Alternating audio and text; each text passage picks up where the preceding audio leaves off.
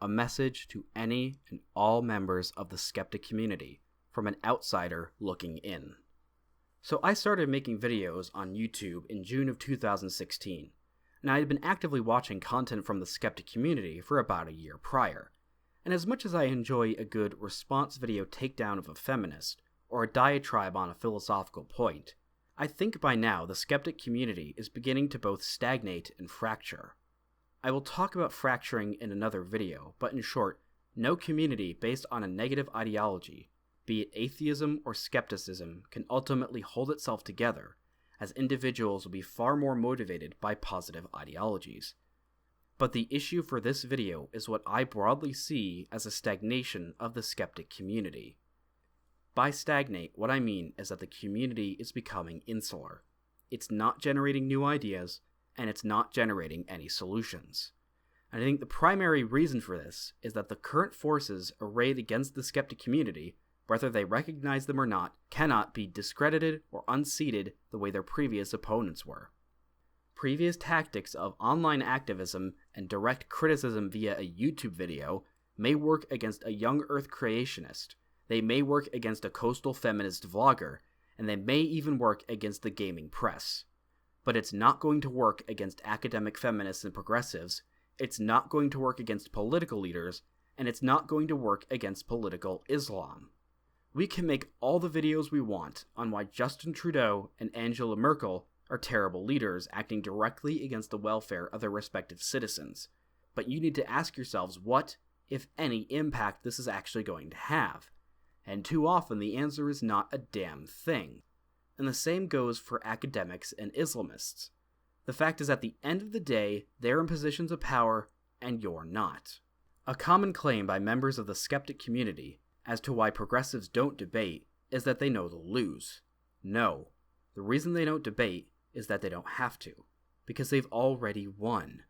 They have tenure, they have power over their students, they're in the ivory tower, and you're not. They gain nothing from debate. When it comes to political leaders, either they're so insulated from the outside world they've never even heard of any of the YouTube skeptics, or considering that they control the government, they would benefit nothing from engaging with you. And with Islamists, they're perfectly free to both ignore you and call you devils. Another major issue I see with the skeptic community is that it's becoming insular. It's not espousing any new ideas, it's frankly just virtue signaling at this point. And this became really apparent to me after the London terrorist attack when, even before watching any of the response videos to it, I could predict everything they were going to say. Let me know if any of this sounds familiar. Assert that Islam is not a religion of peace by providing verses from the Quran and quotes from Islamic leaders. Assert that Islam is not compatible with the West because of concepts like Sharia law, the treatment of homosexuals, and the treatment of women. Point out that feminists are hypocritical when defending Islam considering how it treats women. Call out the virtue signaling of the left and say that there is a serious problem with Islam. And lastly, provide no solutions and wait for the next attack to do this all over again. Now the problem here is not that any of this is wrong, the problem is that it's so predictable. And at this point, it just sounds like self-righteous moral grandstanding to show how much you oppose radical Islam. I see little difference now between a typical video criticizing Islam after a terrorist attack and using the hashtag #PrayForX on Twitter.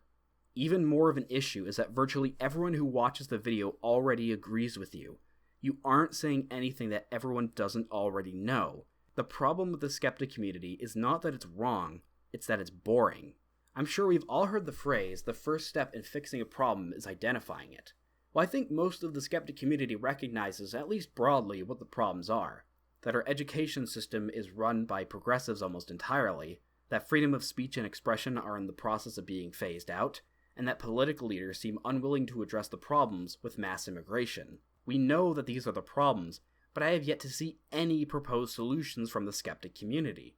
The closest I think you ever came was Sargon of Akkad's petition to end social justice courses in college, which, while naive, at least recognized the problem and offered some solution. On a side note, I think I can hear the skeptics screaming at me, what about the culture war against the media?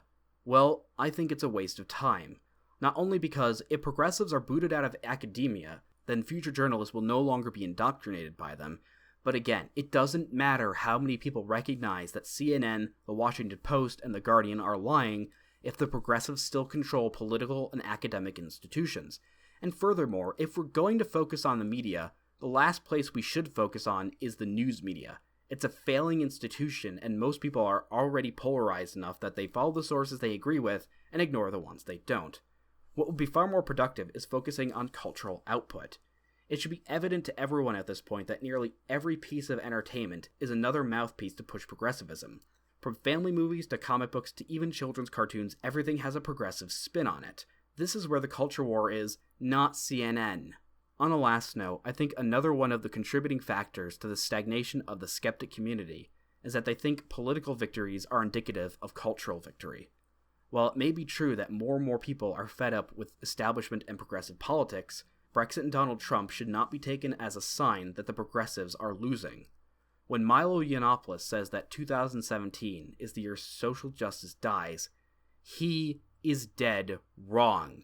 First off, it seems very unlikely that the populist wave was actually influenced all that much by the skeptic community, as the major groundswell of support came from the working class.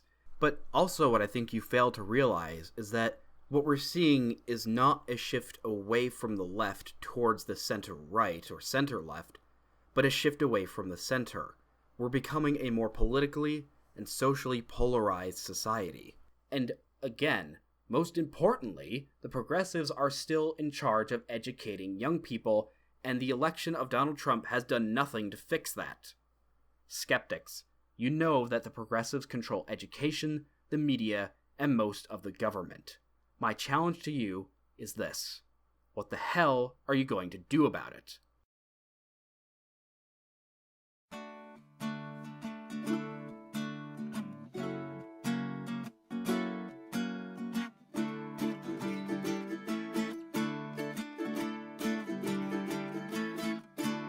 Wir wollen unseren alten Kaiser Wilhelm wieder.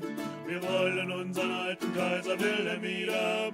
Aber den mit dem Bart, mit dem langen Bart. Aber den mit dem Bart, mit dem langen Bart.